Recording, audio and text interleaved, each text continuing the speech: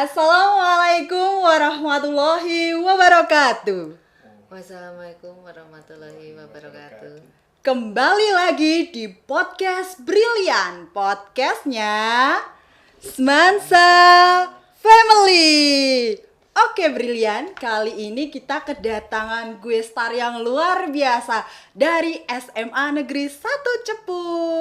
Salah satunya adalah beliau, dulunya itu adalah guru kita, guru favorit kita, dan sekarang mempunyai amanah baru menjadi kepala sekolah di SMA Negeri 1 Cepu. Nanti kita bisa kenalan sendiri nggih, dan bersama dengan temannya Bu Ratna. Semoga Bu Ratna untuk memperkenalkan diri. Terima kasih Mbak Ayu. Assalamualaikum warahmatullahi wabarakatuh. Hai, saya Bu Ratna.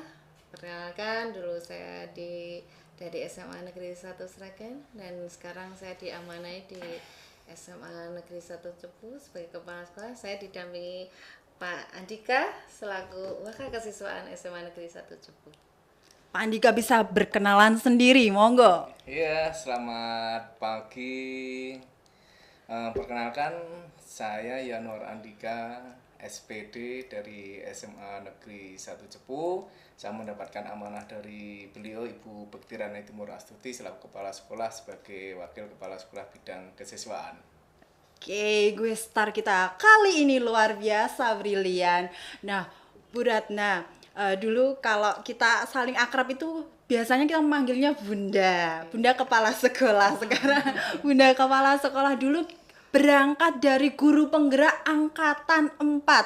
Saya mempunyai kebanggaan karena dulu bersama dengan Bunda Kepala Sekolah ya. Pada waktu itu kita program pendidikan guru penggerak angkatan 4, di mana itu adalah angkatan pertama di Kabupaten Sragen. Nah, berawal dari itu akhirnya Bunda terpilih dengan serangkaian seleksi yang luar biasa. Mungkin Bunda Kepala Sekolah bisa menceritakan sepak terjangnya pada waktu itu hingga saat ini menjadi Kepala Sekolah di SMA Negeri 1 Cepu. Silakan Bu Ratna. Untuk menjadi orang sukses ya, buat saya itu yang utama itu tentunya dilandasi dengan ibadah, Mbak. Ya, jadi apapun yang kita lakukan, kalau kita landasi dengan ibadah itu pasti akan lancar, yang akan membawa kita kemana saja yang kita inginkan, kita cita-citakan.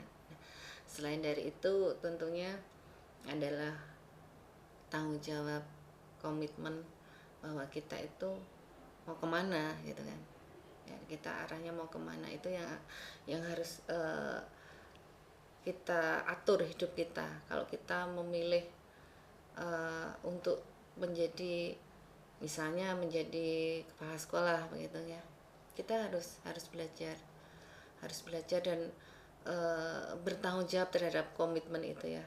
Oh, kepala sekolah itu seperti apa? Oh, kepala sekolah itu harus mempunyai jiwa kepemimpinan yang punya rasa tanggung jawab, mempunyai rasa harus bisa memahami antara atas, kanan, bawah, kiri gitu ya, seperti itu.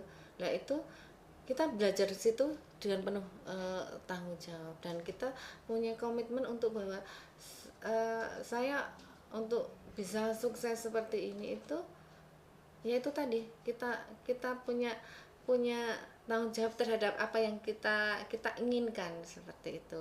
Kalau hanya sekedar aku cuma pengen gitu ya, tapi kita tidak punya rasa tanggung jawab, akhirnya apa ya, hanya sekedar ingin mencari jabatan saja. Tapi kalau bertanggung jawab, karena tadi pertama kan landasannya agama ya, tentunya ketika semua di latar belakangi dari satu yang saya sebutkan tadi, karena ibadah, karena agama, itu kita akan bertanggung jawab terhadap pilihan kita. Kalau saya seperti itu. Jadi kalau kiatnya seperti apa sampai sukses itu, saya tidak mempunyai kiat-kiat khusus ya. Jadi semuanya tuh mengalir saja. Dan ketika memang setelah jadi itu berarti oh iya, inilah jawaban dari doa saya. Kemudian ini adalah amanah yang diberikan Allah kepada kita. Jadi kalau saya seperti itu, jadi tidak ada maaf kata orang itu ambisi jabatan dan sebagainya, itu saya tidak ada seperti itu. Jadi kalau kiatnya khusus nggak ada, karena awalnya memang satu itu yang saya dasari seperti itu, niatnya ibadah, sehingga apapun itu mengalir dengan sendirinya. Karena seperti kita itu kayak wes orang yang membimbing, kamu harus begini, kamu harus begini, kamu harus begini, begitu. Seperti itu. Saya tidak punya kiat-kiat khusus apa ya, untuk mengejar sesuatu, itu tidak. Buat saya itu mengalir saja ya. Karena prinsip saya ketika itu yang tadi ya, diniati ibadah itu kan sudah ada rambu-rambunya, bahwa seseorang pimpinan itu harus begini, kita ingin menuju ke sana itu harus begini, itu sudah apa ya, tertata dengan sendirinya seperti itu. Jadi saya nggak punya kiat-kiat khusus, Mbak, itu aja. Masya Allah, tabarakallah, brilian. Dan itu saya dan teman-teman itu sebagai saksinya. Bunda kepala sekolah itu pada waktu itu masih menjadi guru di SMA Negeri 1 Sragen. Sedekahnya itu Masya Allah luar biasa.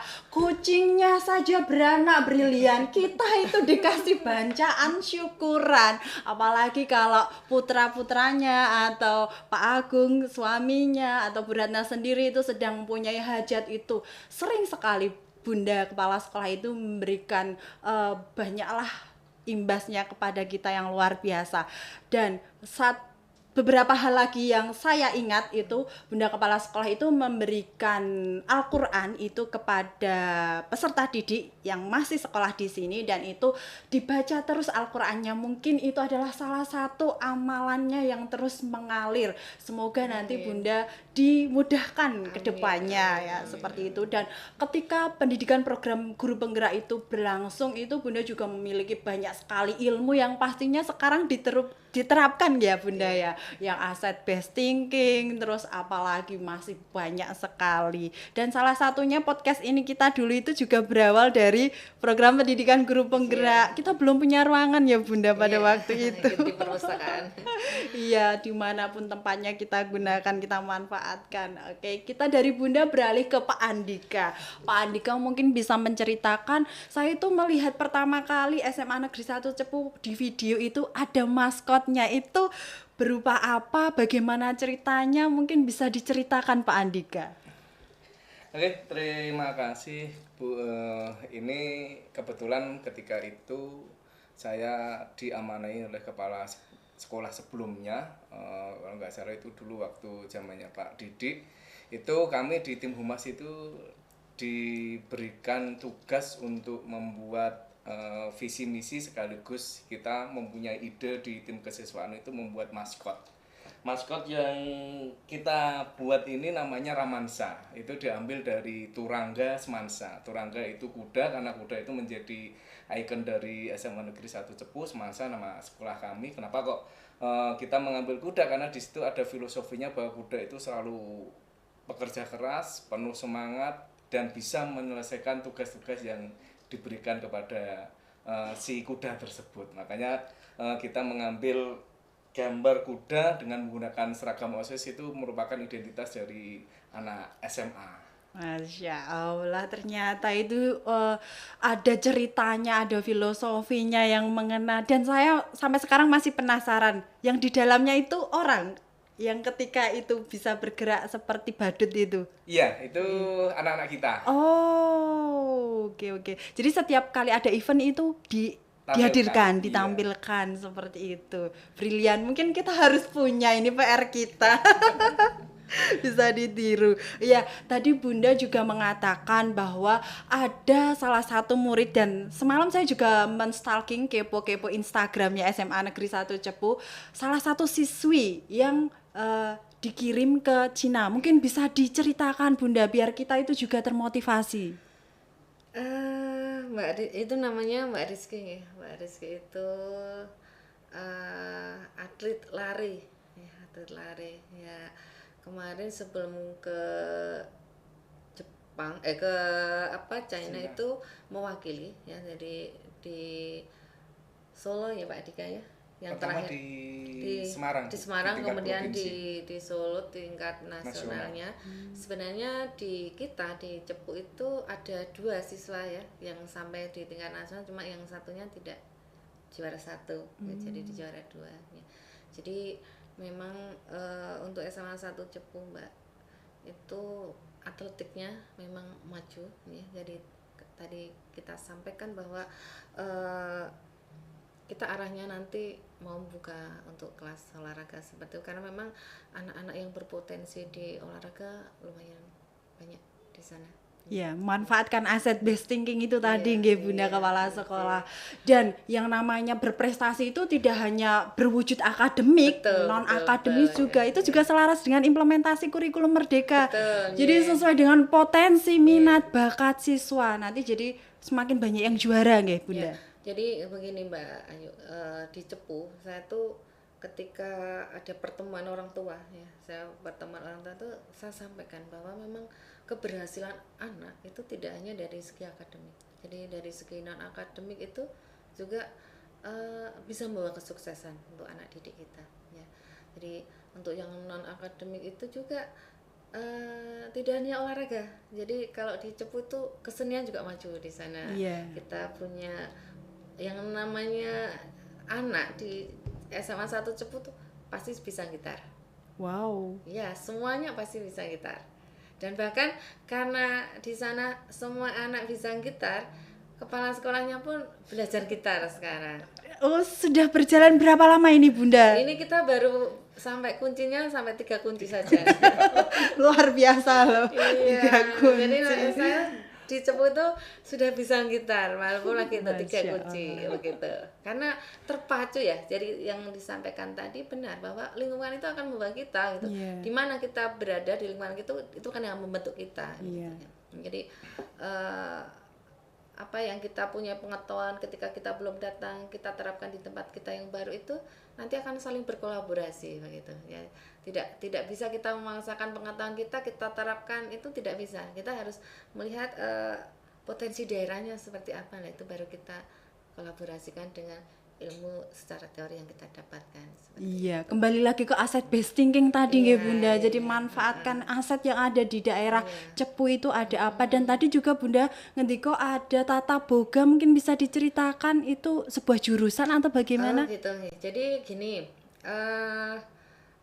kita mempunyai program Entrepreneur School. Jadi untuk program kewirausahaan. Nah ini baru kita rintis di awal Januari kemarin. Ya, jadi di awal Januari semester 2 ya, semester 2 ini. Nah kenapa kita mengambil program-programnya? Yang pertama itu program apa Pak? Multimedia ya, jadi multimedia, desain grafis, kemudian ada cetak digital ya, jadi buatmu apa-apa itu, kemudian jurnalis, kemudian ada barbershop, Wow. ada tata boga. Lah, ini sebenarnya baru rintisan, Mbak, karena baru kita mulai Januari kita sudah diskusikan dengan, juga kita berikan ke orang tua bahwa kita mempunyai program ini ya, dan orang tua itu mendukung ya. Karena ini kan keterbatasan pendanaan ya, karena kita keterbatasan untuk membuat alat-alat itu atau pengadaan itu kan tidak mudah ya, karena di anggaran kan tidak ada seperti itu. Jadi kita di sini itu mencoba berkolaborasi dengan tadi yang disampaikan aset-aset ya, ada aset orang tua, ada aset daerah seperti itu yang ada di sekitar kita, sehingga peralatan ini kita mendapat bantuan. Tapi yang belum mendapat bantuan itu yang tata boga ya. Tata boga ini kita belum, karena arahnya ini nanti itu kita mempunyai dapur, kemudian anak-anak itu kan arahnya kan nanti dia punya usaha ya. Ini ditujukan untuk anak-anak yang sekiranya anak-anak tidak melanjutkan ke perguruan tinggi. Nah, jadi dia punya bekal gitu kan, apa dia membuat bakery atau apa seperti itu. Nah ini baru kita melakukan pendekatan ke pihak-pihak yang nanti bisa memberikan sponsor untuk kegiatan ini. Jadi dan kegiatan ini itu di luar ekstra, juga di luar PKWU. Jadi memang program ini khusus untuk mewadahi anak-anak, untuk membekali anak-anak yang sekiranya nanti anak-anak itu tidak bisa melanjutkan ke perguruan tinggi. Oh, seperti itu. Ya, jadi kita arahnya sudah membekali anak yang tadi Iya. tidak ke perguruan tinggi seperti itu. Oh, jadi bukan jurusan ya, saya kira ada jurusannya. Tetapi Ya. kita mengambil kok ada barbershop, Iya. kok ada boga, itu kita membuat angket, ada beberapa pilihan. Oh. Anak nanti yang memilih yang terbanyak itu yang akan kita adakan. Oh, seperti itu. Iya. Jadi tidak hanya sebatas nilai 190 sekian gitu Bunda. Jadi keluar dari SMA Negeri 1 Cepu itu punya life skill, bekal untuk nantinya itu akan menghasilkan. Jadi tidak semuanya itu harus menjadi pegawai negeri, nggih. Jadi dari life skillnya itu nanti akan menghasilkan, ada outputnya. Sekarang kan juga banyak open PO, apalagi barbershop ya. Sekarang sudah kekinian sekali. Apalagi kalau sudah dibekali. Nah, lanjut ke Pak Andika ini, mungkin bisa juga menceritakan, ada tadi yang belum disenggol adalah marching band-nya. Oke. Bisa diceritakan Pak Andika. Karena dulu SMA Negeri 1 Sragen juga punya, tapi sudah lama sekali juga mati. Mungkin bisa kami tiru. Silakan Pak Andika.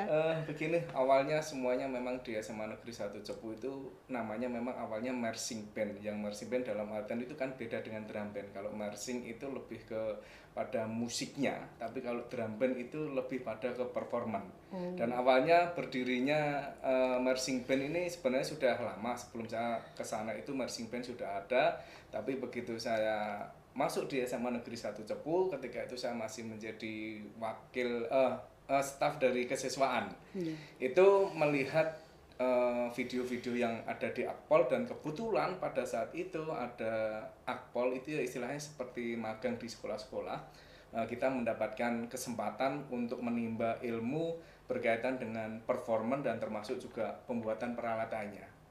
Dan akhirnya kita di kesiswaan berdiskusi dengan kepala sekolah bagaimana kalau untuk drum band marching kita itu kita konsep dengan model seperti Akpol bagaimana. Akhirnya beliaunya setuju. Ya awalnya kita hanya sederhana karena apa, peralatan yang digunakan marching dengan drum band itu tentunya berbeda.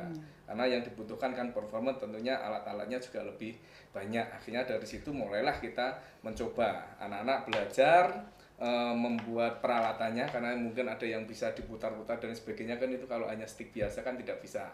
Terus akhirnya kita belajar dari situ, termasuk pengemasan dalam pemukulnya itu juga, terus pemilihan alatnya bersama Akpol yang tadi itu ada kurang lebih 2 kali pertemuan atau 3 kali pertemuan. Mendatangkan Akpol? Iya, enggak mendatangkan, mereka itu datang ke Blora, ada acara gitu entah apa ya saya lupa. Terus akhirnya datang ke sekolah-sekolah itu, akhirnya kita manfaatkan itu. Terus setelah itu terbentuk, kita kesulitan bagaimana kita mencari pelatihnya. Akhirnya kita memanfaatkan, kita mencari searching di Google. Di Semarang itu kira-kira yang mempunyai drum band seperti itu mana. Akhirnya adalah Akpelni kalau nggak salah itu. Ada anak kita, alumni dari SMA Negeri 1 Cepu yang masuk, coba kita undang. Akhirnya datang bersama temennya memberikan latihan kepada anak-anak kami. Akhirnya muncullah itu awal pertama dengan apa ya istilahnya pasukannya mini, karena marching dengan drum band itu pasukannya lebih banyak drum band. Kalau marching mungkin hanya 50, tapi kalau marching ya, kalau drum band kita bisa sampai 110 bahkan mencapai 125.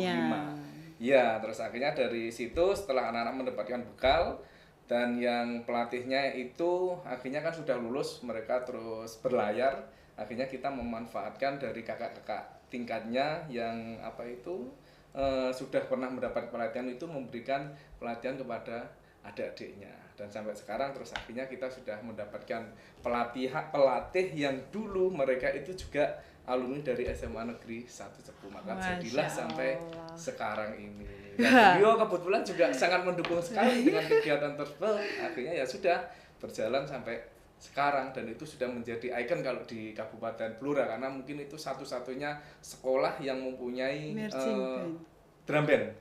Iya, namanya Korp Gita Patra Bakti SMA Negeri 1 Cepu. Masya Allah, tabarakallah. Dan kita juga sering diundang sama Bupati. Untuk setiap perform. tahun, iya kalau ada acara event karnaval atau mungkin HUT Hari Jadi Kabupaten Blora, kita selalu mendapatkan undangan untuk mengisi memeriahkan di kabupaten. Meskipun Iya. kita di kecamatan, tetap kita mempunyai nama di kabupaten. Oke, siapa dulu kepala sekolahnya? Jadi iri loh kita. Nah, dengan serangkaian banyak sekali tadi aktivitas kegiatan dari SMA Negeri 1 Cepu. Terus apa sih yang melatar belakangi Bunda Kepala Sekolah untuk melakukan apa ya? Sehingga terjadilah peristiwa hari ini. Nah, studi tiru dan kita ada kolaborasi bersama dengan peserta didik. Yang melatar belakangi Bunda apa? Dan tepat di hari ulang tahun Bunda loh ini, brilian. Oke. Gini Mbak ya, kalau saya secara pribadi itu kan seperti Mbak Ayu katakan kan suka belajar ya. Iya. Jadi, belajar itu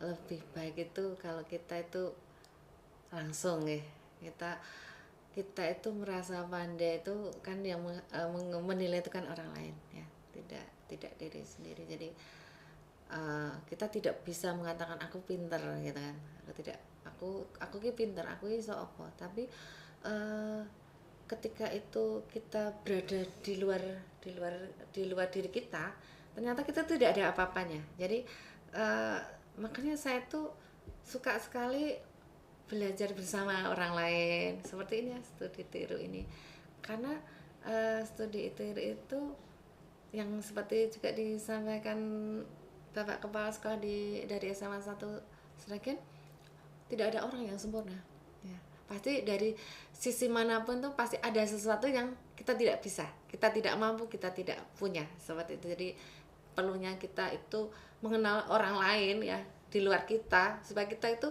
ada sesuatu yang bisa kita belajar dari itu. Nah, kenapa kita belajar keluar khususnya dari SMA 1 Cepu itu, kita ingin apa ya, bahwa kalau secara duniawinya itu SMA 1 Cepu itu adalah sekolah yang tadi disampaikan Pak Dika, kita punya nama ya. Jadi jangan sampai itu nama itu kan yang memberikan kan masyarakat ya, jangan sampai masyarakat itu kecewa ya. Jadi kita harus bisa mempertahankan bahkan meningkatkan kepercayaan dari masyarakat ke sekolah kita, sehingga anak-anak yang dititipkan ke kita itu bisa kita berikan yang terbaik kan begitu. Juga kalau di guru penggerak yang kita belajar itu, kita tuh mengapa toh gitu kan, di ending dari suatu proses pembelajaran kan endingnya adalah anak-anak kita ya. Jadi itu yang akan kita berikan untuk anak-anak kita, sesuai yang diajarkan di sekolah pendidikan penggerak ya, endingnya adalah anak-anak gitu. Jadi akan menghantarkan anak-anak sesuai dengan bakat minatnya itu tadi. Jadi tadi kalau di sekolah kami itu tidak hanya di pengetahuan ya, tidak ada pengetahuan, dan kebetulan kemarin juga ada yang lolos di OSN-nya ya, masuk ke provinsi. Kemudian juga ada yang SNBP-nya, walaupun mungkin tidak sebanyak sini ya, tapi ini suatu kebanggaan buat kami, sidik tapi mentes gitu. Jadi perguruan tingginya itu perguruan ternama begitu ya. Itu juga bagian dari nanti itu kebanggaan yang memberi kepercayaan orang tua atau masyarakat ke kita ya. Kemudian dari segi kesenian tadi ada bandnya, kita di setiap kelas tuh pasti punya band loh Mbak. Iya, setiap kelas tuh pasti punya band. Saya tuh juga heran, kok bisa ya, kalau paling di sekolah kan hanya 1-2 ya, itu kelas loh Mbak. Kelas itu punya band, pasti punya band. Ada yang 1, ada yang 2, dan semua siswa bisa gitar. Kita juga punya keroncong yang suka ditanggap kemana-mana, setiap acara itu punya keroncong. Kemudian marching band yang sudah ini, dan semua itu adalah siswa ya. Jadi siswa itu mau dibawa kemana, dibawa kemana arahnya ya, sesuai bakat minat ini. Dan tentunya kalau kita hanya berkutat pada diri kita tidak mau bergerak, tidak mau melihat keluar ya, kita nanti akan memberikan ke anaknya ya hanya sebatas pengetahuan kita di lingkup kita, kalau kita tidak mau keluar. Jadi ini adalah salah satu dari tujuan kami, kita mau membuka diri melihat dunia luar seperti itu, yang tentunya akan menambah bekal dari kami untuk memberikan ke anak-anak. Iya, inilah brilian Bunda Kepala Sekolah dari dulu sampai sekarang itu ilmu padi ya. Dan sekarang tambah ilmu beras karena mahal ilmunya dapat. Oke, Pak Andika, kembali ke Pak Andika. Semalam itu saya menstalking, mengkepoin Instagram dan sosial medianya SMA Negeri 1 Cepu. Mungkin Pak Andika bisa memberikan kiatnya sebagai wakil kesiswaan, bisa menyatu dengan peserta didiknya sehingga konten-kontennya itu kekinian, viral. Jadi kan semua kalau lihat, wow, ada apa sih di SMA Negeri 1 Cepu? Kontennya itu masuk di umuran-umuran mereka gitu. Jadinya lebih jadi tahu gitu prestasinya apa saja yang ada di dalamnya. Mungkin ada kiat khususnya Pak Andika, silakan. Ini nanti kalau saya ceritakan mesti Bunda pasti nanti bercerita yang lain yang lain. Karena apa? Ya gini, itu memang di kita itu awalnya kan saya di Humas. Kebetulan kita juga dipasarai sama pimpinan kepala sekolah untuk menggarap media sosial, karena terus terlagi kebetulan sama Bu Rana juga menggalakkan ada tim IT. Makanya pada saat awal saya membentuk tim itu mungkin karena saya sukanya yang istilahnya kekinian yang seperti jenengan katakan tadi. Makanya saya itu merekrutnya itu di tim Humas itu semuanya tidak ada yang tua. Jadi semua saya yang muda-muda, yang dulu bahkan ada yang murid saya itu saya rekrut di situ. Saya bentuk tupoksi mereka yang mungkin bagian untuk Instagram ini, yang bagian editnya ini, yang bagian videonya ini. Terus saya juga kasih pemahaman, silahkan dicari referensi-referensi yang sekiranya yang sekarang ini lagi viral. Dan terus akhirnya pada saat di zamannya Bu Rana ketika masuk di SMA Negeri 1 Cepu, beliau menginginkan harus ada tim IT yang di bawah komando langsung dari Ibu Kepala Sekolah. Maka basicnya informatika. Beliau setiap ada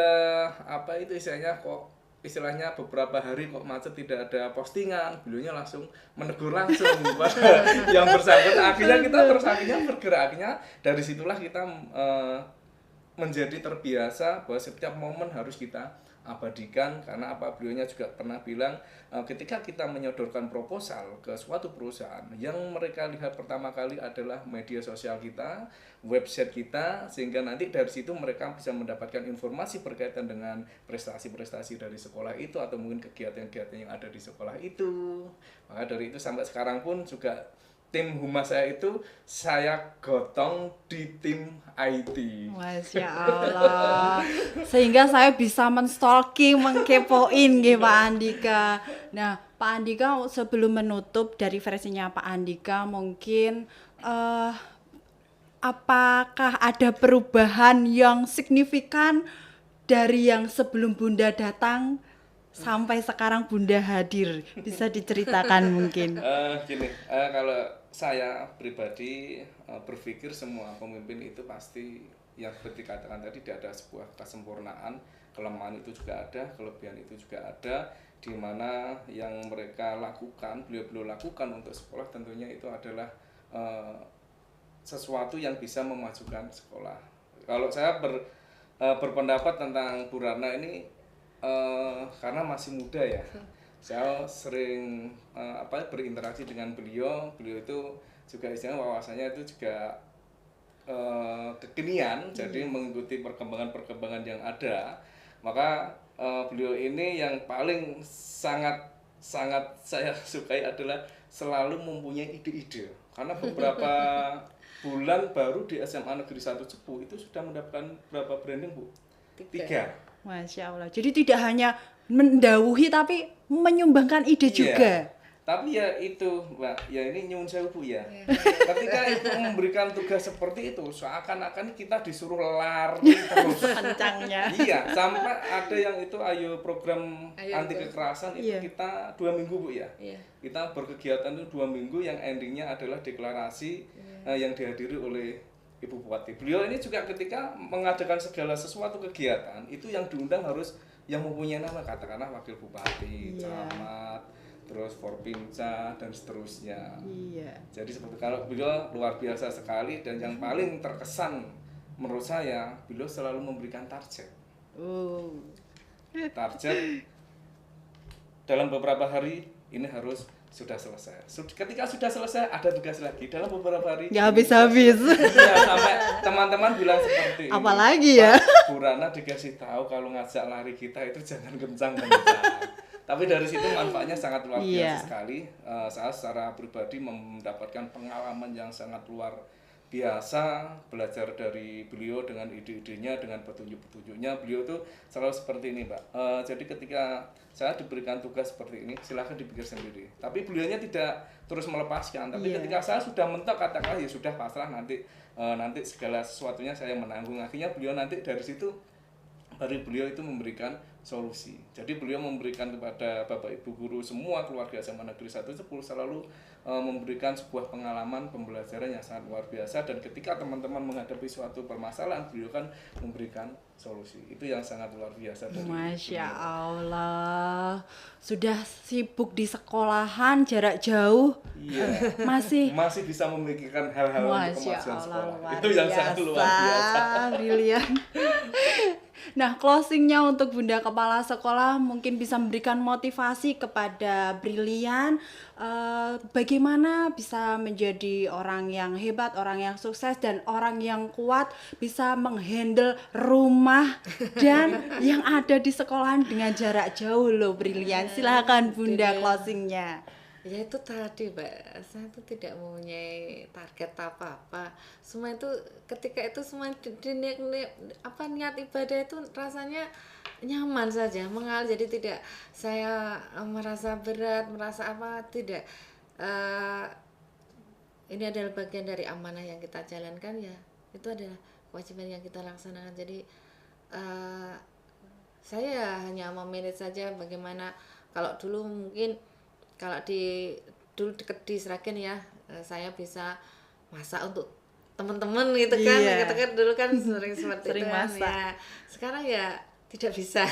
Saya tidak bisa membawakan seperti di teman-teman di Sragen. Maaf Pak Andika, saya tidak pernah membawa masakan di Cepu ya, karena keterbatasan waktu. Tapi insya Allah Mbak, karena semuanya saya senang ya, saya senang di jalannya dengan tulus, itu akan mengalir saja kok. Jadi tidak kok, awalnya memang ketika mau berangkat itu rasanya capek ya, Sragen Cepu itu 120 kilo satu kali jalan. Berapa jam itu Bunda? 1,5 sampai 2 jam. Kalau pagi itu 1,5 karena berangkatnya pagi ya, kalau pulang itu 2 jam.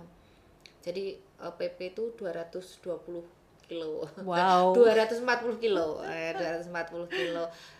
Karena rasa senang itu ketika saya sampai di Cepu tuh rasa capeknya itu hilang. Karena begitu datang itu di sana itu ketemu dengan anak, kita biasakan budaya. Kalau pagi itu kita menyambut anak-anak dengan 5S. Iya, seperti itu. Itu rasanya makjelus gitu. Jadi apa ya? Capeknya hilang, semangat kembali. Ya, terus kalau di sana itu juga selain itu kan kita bekerja untuk tanggung jawab kita ya, tapi saya merasa itu hiburan karena anak-anak di sana itu kebetulan saya dekat dengan anak-anak ya Pak Dika ya. Jadi saya dekat dengan anak-anak ya, dari murid-murid itu. Bagi-bagi angpau waktu. Wow, saya mau dong jadi muridnya. Jadi kalau anak-anak misalnya ujian musik itu saya dijemput sama anak, Bu tolong ditunggui. Jadi kalau anak-anak lomba itu apa ya, datang ke saya, Bu minta nanti ini kita kurangnya di mana seperti itu. Jadi tidak ada jarak antara, maaf ya, kepala sekolah dengan siswa. Jadi adanya seperti anak dengan orang tua.